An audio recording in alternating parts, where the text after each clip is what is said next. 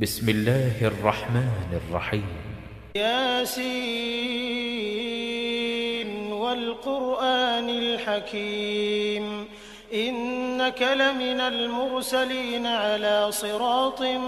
مستقيم تنزيل العزيز الرحيم لتنذر قوما ما أنذر آباؤهم فهم غافلون لقد حق القول على أكثرهم فهم لا يؤمنون إنا جعلنا في أعناقهم أغلالا فهي إلى الأذقان فهم مقمحون وجعلنا من بين أيديهم سدا ومن خلفهم سدا فأغشيناهم فهم لا يبصرون وسواء عليهم أأنذرتهم أم لم تنذرهم لا يؤمنون إنما تنذر من اتبع الذكر وخشي الرحمن بالغيب فبشره بمغفرة وأجر كريم إنا نحن نحيي الموتى ونكتب ما قدموا وآثارهم وكل شيء أحصيناه في إمام مبين واضرب لهم مثلا أصحاب القرية إذ جاءها المرسلون إذ أرسلنا إليهم 2 فكذبوهما فعززنا بثالث فقالوا إنا إليكم مرسلون قالوا ما أنتم إلا بشر مثلنا وما أنزل الرحمن من شيء إن أنتم إلا تكذبون قالوا ربنا يعلم إنا إليكم لمرسلون وما علينا إلا البلاغ المبين قالوا إنا تطيرنا بكم لئن لم تنتهوا لنرجمنكم وليمسنكم منا عذاب أليم قالوا طائركم معكم أئن ذكرتم بل أنتم قوم مسرفون وجاء من أقصى المدينة رجل يسعى قال يا قوم اتبعوا المرسلين اتبعوا من لا يسألكم أجرا وهم مهتدون وما لي لا أعبد الذي فطرني وإليه ترجعون أأتخذ من دونه آلهة إن يردني الرحمن بضر لا تغن عني شفاعتهم شيئا ولا ينقذون إني إذا لفي ضلال مبين إني آمنت بربكم فاسمعون قيل ادخل الجنة قال يا ليت قومي يعلمون بما غفر لي ربي وجعلني من المكرمين وما أنزلنا على قومه من بعده من جند من السماء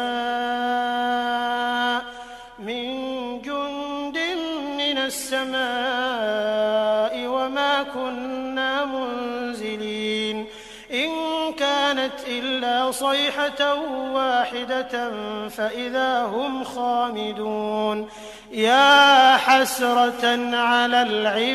العباد ما يأتيهم من رسول إلا كانوا به يستهزئون ألم يروا كم أهلكنا قبلهم من القرون أنهم إليهم لا يرجعون وإن كل لما جميع لدينا محضرون وآية لهم الأرض الميتة أحييناها فأخرجنا منها حبا فمنه يأكلون وجعلنا فيها جنات من نخيل وأعناب وفجرنا فيها من العيون ليأكلوا من ثمره وما عملته أيديهم أفلا يشكرون سبحان الذي خلق الأزواج كلها مما تنبت الأرض ومن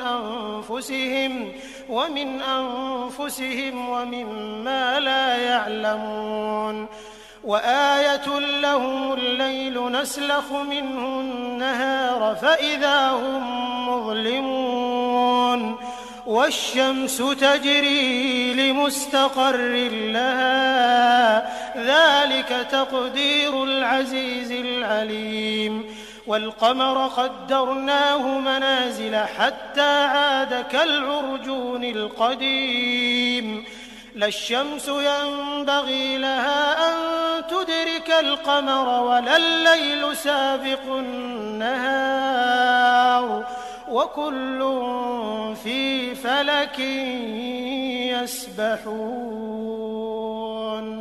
وآية لهم أنا حملنا ذريتهم في الفلك المشحون وخلقنا لهم من مثله ما يركبون وإن نشأ نغرقهم فلا صريخ لهم ولا هم ينقذون إلا رحمة منا ومتاعا إلى حين وإذا قيل لهم اتقوا ما بين أيديكم وما خلفكم لعلكم ترحمون وما تأتيهم من آية من آيات ربهم إلا كانوا عنها معرضين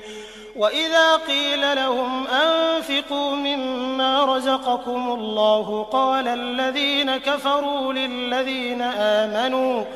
قال الذين كفروا للذين آمنوا أنطعم من لو يشاء الله أطعمه إن أنتم إلا في ضلال مبين ويقولون متى هذا الوعد إن كنتم صادقين ما ينظرون إلا صيحة واحدة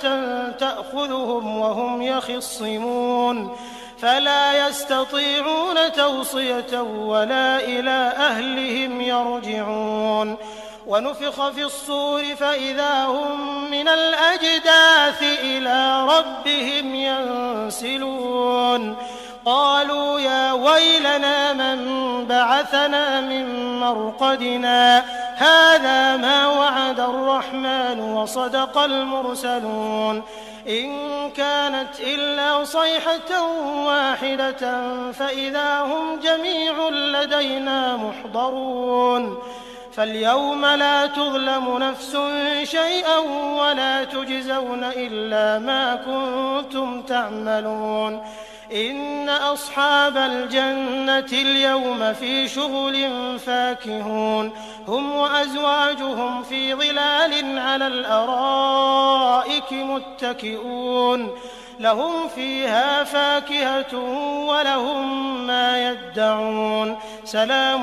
قولا من رب رحيم وامتازوا اليوم أيها المجرمون ألم أعهد إليكم يا بني آدم ألا تعبدوا الشيطان إنه لكم عدو مبين وأن اعبدوني هذا صراط